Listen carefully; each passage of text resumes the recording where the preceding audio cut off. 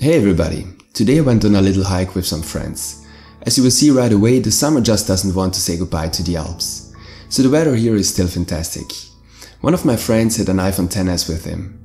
For interest, I compared some recordings of the new iPhone XS with recordings of the GoPro Hero 7 Black.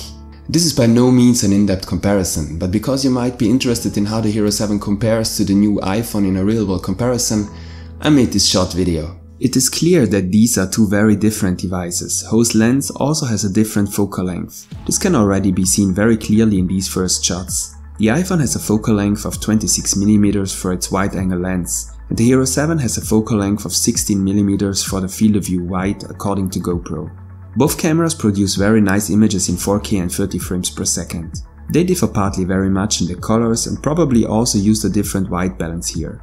The image of the GoPro looks warmer and uses more red tones, while the iPhone has more blue tones in the shadows. However, the entire frame is not identical, which of course can also have an effect on the automatic white balance.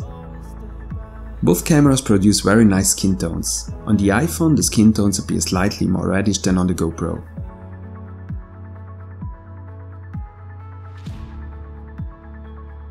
These shots were taken in 4K and 60 frames per second, to verify whether the cameras could maintain the good image quality at higher frames per second. In fact, the shots do not differ much from the 30 FPS shots, and both cameras can maintain the quality. I took these shots to test the dynamic range of the cameras, to see how well they could handle very dark and very bright areas at the same time. While the iPhone handles the shot very well, the highlights of the GoPro are completely burnt out. You have to note, however, that at the top left corner of the GoPro image, you can see the sun behind the leaves, which can very well have an effect on the exposure. As I said, this is not a scientific test, but rather a real-world comparison. Nevertheless, you can also see from the other recordings that the iPhone protects the highlights better overall. Finally, I would like to show you a comparison of the image stabilization. And here you can see that the iPhone stabilizes the image well, but can't quite keep up with the gimbal-like stabilization of the GoPro.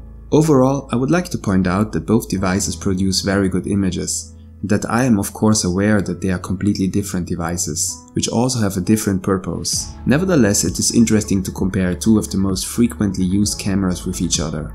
If you're interested in one of these two devices, check the links in the video description. With this I say goodbye from the Alps. You support my channel with a like, and until next time.